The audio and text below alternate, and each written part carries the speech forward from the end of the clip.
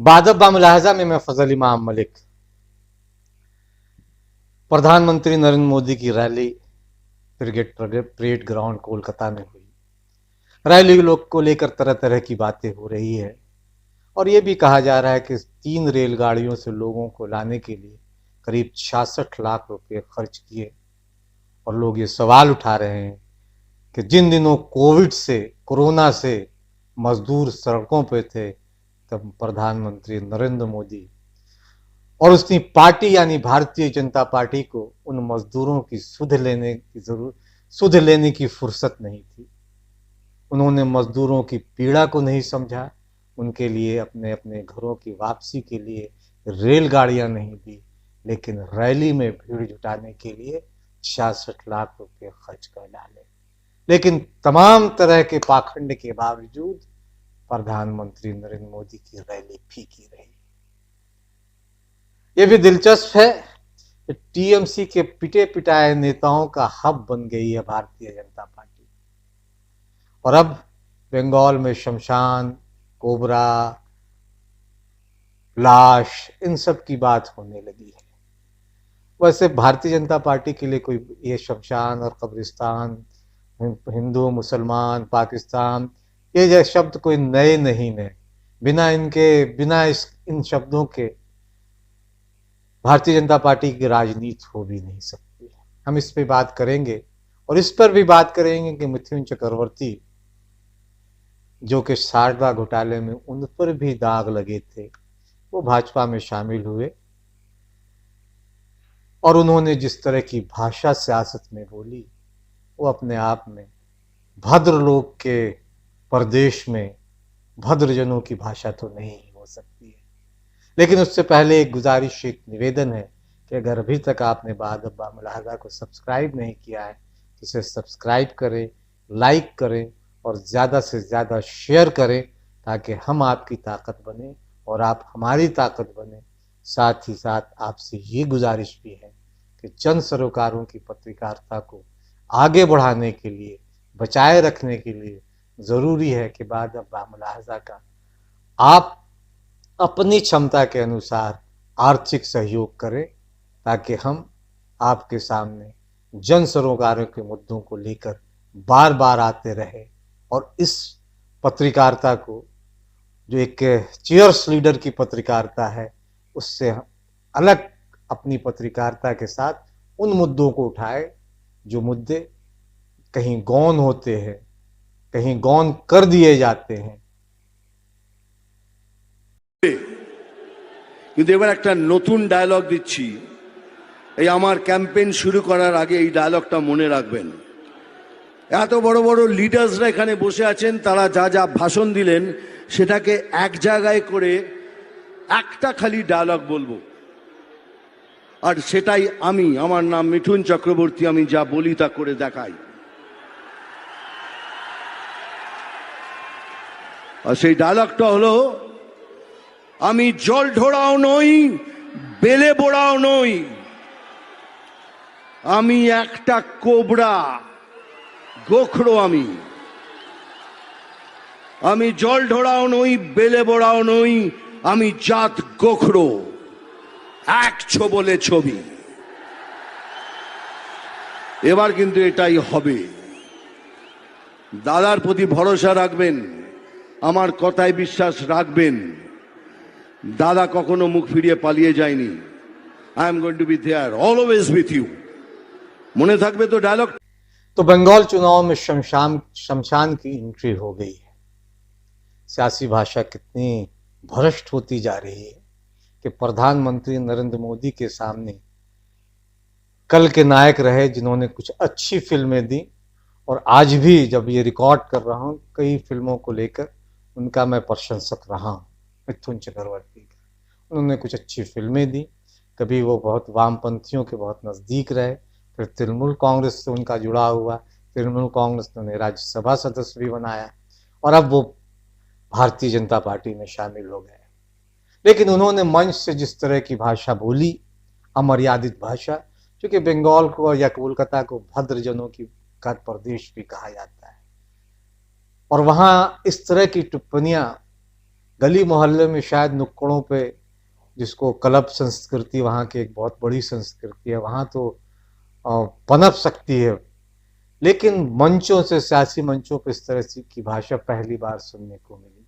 तो उन्होंने कहा कि मैं पानी का सांप नहीं हूँ, कोबरा हूँ, डसोगे तो तस्वीर में दीवार से चिपक जाओगे, और यहाँ मारेंगे तो लाश शमशान में गिरेगी।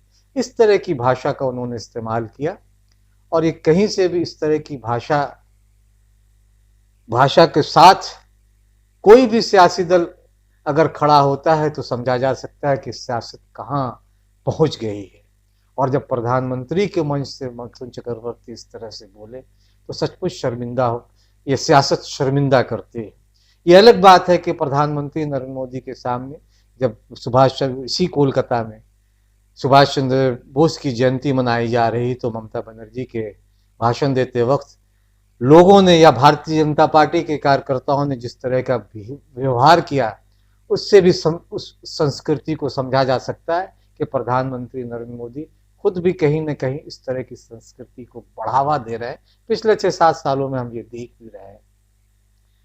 वैसे जहां तक भीड़ की बात है कि मोदी की ब्रिगेड सभा में भीड़ काफी कम थी।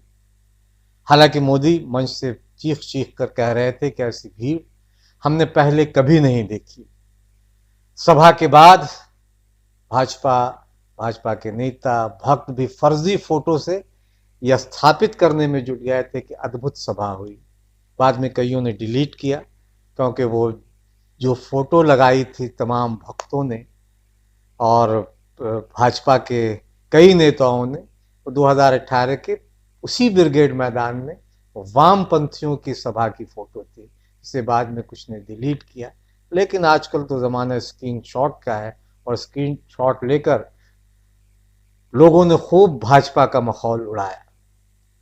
दिलचस्प यह है कि शाम तक चीयर्स लीडर के प्रमुख या शामिल बाजा के एक प्रमुख सुधीर चौधरी सामने आए, और उस आनंद फानंद पे अपने चैनल पे ये एक स्पेशल तान दिया कि एक नया ज्ञान दिया कि मोदी जी की सभा में भीड़ कम क्यों थी। इसकी वजह खुद भारतीय जनता पार्टी, उन्होंने भारतीय जनता पार्टी के आदर्श और उसूलों पर एक लंबी चौड़ी बात कही कि किस तरह से इस कोरोना काल में कितना वो नियमों का पालन करती है।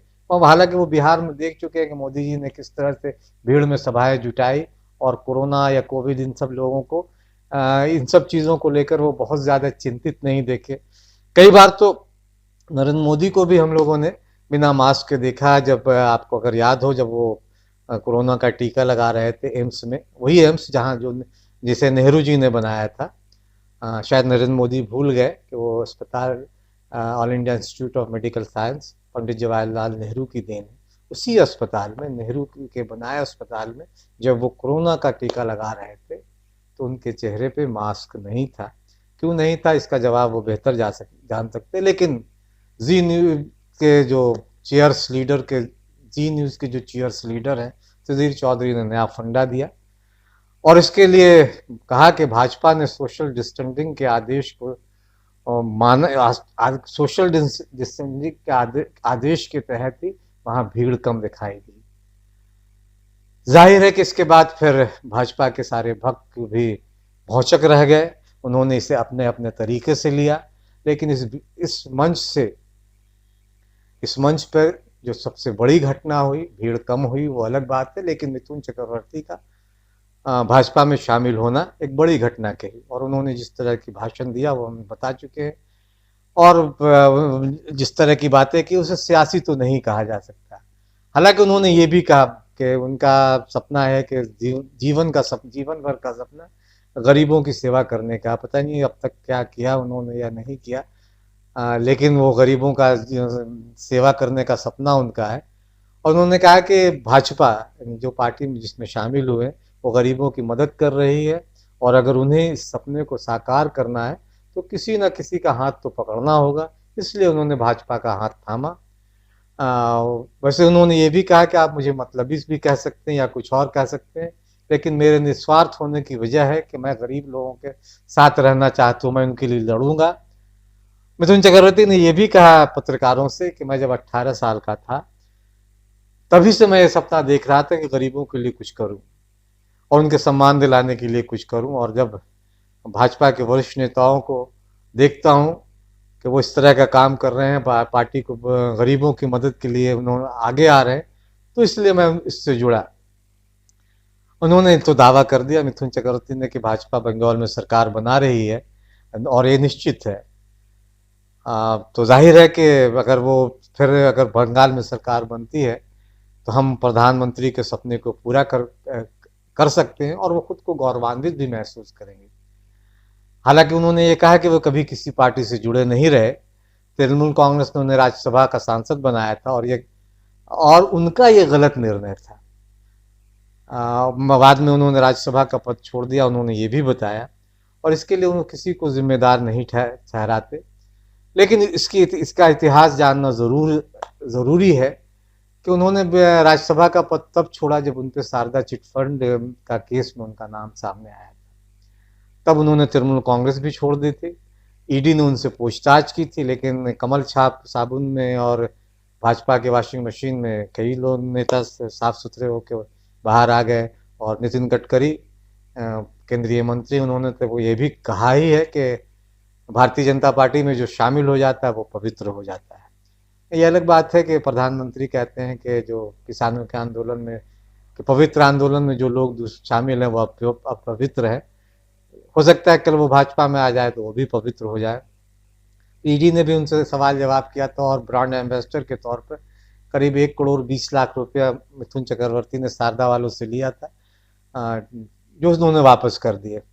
अच्छा, दिलचस्प ये है कि प्रधानमंत्री ने 2 नारे लगाए। बहुत दिलचस्प नारा है, इसको सुनना चाहिए आप तमाम लोगों को।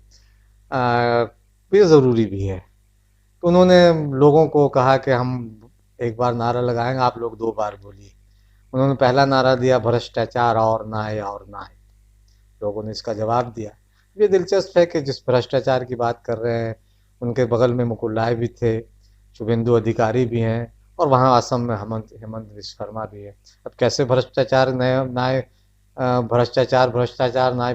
नाय की बात प्रधानमंत्री कर रहे हैं, जबकि भ्रष्टाचार पे जिन पे आरोप लगा है वो उनके साथ कदम ताल करते हुए मंच पे दिखाई दे रहे थे। उन्होंने एक और नारा दिया, बेरोजगारी और ना है और ना है। और ये भी दिलचस्प है कि उससे ठीक पहले, कुछ दिन पहले ही देश में हैशटैग चल रहा था, मोदी रोजगार दो, मोदी जॉब दो। देश में रोजगार घट रहा है। कोलकाता की बात कर रहे हैं, जैसे योगी जी गए थे, योगी आदित्यनाथ उत्तर प्रदेश के मुख्यमंत्री, तो उन्होंने चिंता जताई थी बंगाल में महिलाओं के मान सम्मान की, वहाँ बहुत महिलाओं का जीवन सुरक्षित नहीं, महिलाओं की आबरू सुरक्षित नहीं है। उत्तर प्रदेश भूल गए थे। आप उत्तर प्रदेश में रोजाना इस तरह की घटनाएं होती है, तो एक बहुत हास्यास्पद सा लगता है। फिलहाल सुने, भीड़ की बात है तो देखें भीड़ किस तरह से ब्रिगेड का परेड मैदान का वो दृश्य भी देखें और खुद आकलन करें कि भारतीय जनता पार्टी फिलहाल कहाँ खड़ी हुई है। अभी तो ये लगता है कि चुनाव में ममता बनर्जी का पड़ला भारी है।